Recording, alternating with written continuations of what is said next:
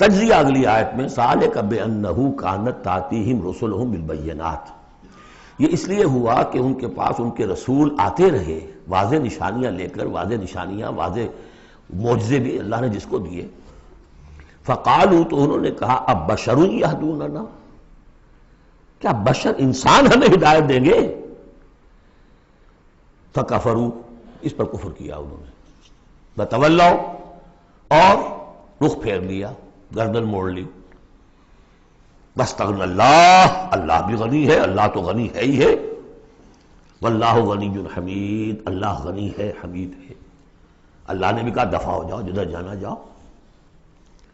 اب یہاں آیا بہت باریک نکتہ، شاید آپ کو بھی وہ برا لگے، اچھا نہ لگے. دیکھیے، ایک ہی بیماری ہوتی ہے، وہ کبھی کسی شکل میں ظہور کرتی ہے، کبھی کسی شکل میں ظہور کرتی ہے. وہی کینسر ہے، اس کی کسی جگہ کا جا کر کوئی سیکنڈری بنے گی تو اس کی کچھ اور شکل ہو جائے گی، کسی اور ٹیشو میں کسی اور جگہ جائے گی تو اور شکل ہو جائے گی.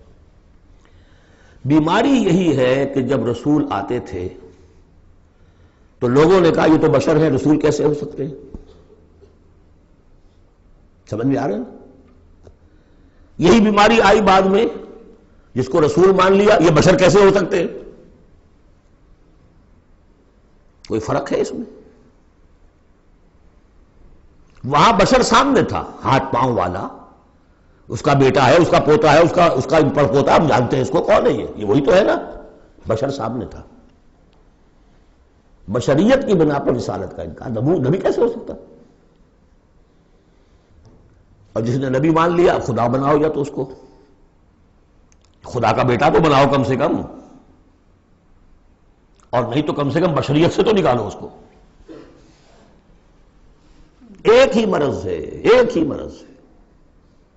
آخر یہی کوئی تو وجہ ہے نا، قرآن کتنی دفعہ کہلواتا ہے قل انما انا بشر مثلکم یوحی الی انما الہکم الہ واحد.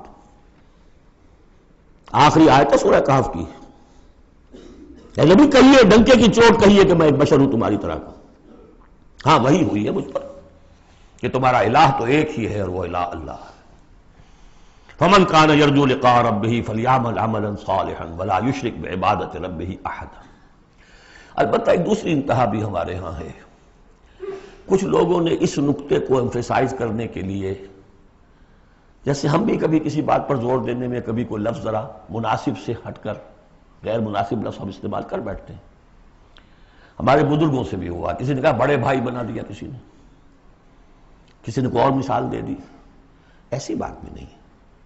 نبی کے بعض خصائص ایسے بھی ہیں کہ جو واقعتاً عام بشر کے نہیں ہیں.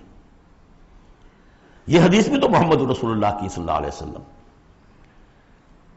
کہ جب آپ سے یہ شکایت کی لوگوں نے، حضور آپ صوم وصال رکھتے ہیں، ہمیں نہیں رکھنے دیتے، ہمیں منع کرتے ہیں. صوم وصال یہ ہے کہ آج روزہ رکھا اور اس کو آج شام کو افطار نہیں کیا، پھر رات چل رہا ہے وہ روزہ، اگلا دن بھی، تو 2 دن کا صوم وصال ہو گیا، اگلی روز شام کو جا کے کھولا. یہ صوم وصال ہے. پھر 3 دن کا، 4 دن کا آپ تو رکھتے ہیں، ہمیں اجازت نہیں دیتے. فرمایا ایکم مثلی، تم میں سے کون مجھ جیسا ہے؟ ابھی تو عند ربی، میں اپنے رب کے پاس رات گزارتا ہوں. وہ یطعمنی ویسقین، وہ مجھے کھلاتا پلاتا ہے.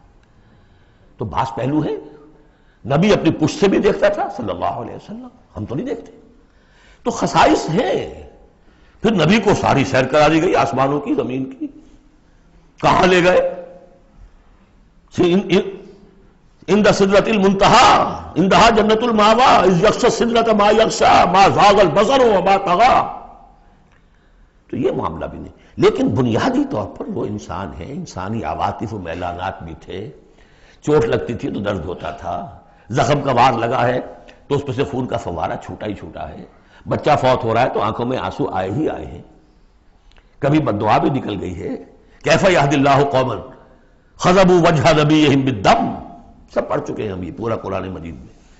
لیکن یہ ہے کہ رسالت کا انکار بربنائے بشریت اور بشریت کا انکار بربنائے رسالت، یہ دونوں چیزیں غلط ہیں، اور یہ ہم بدل ہیں.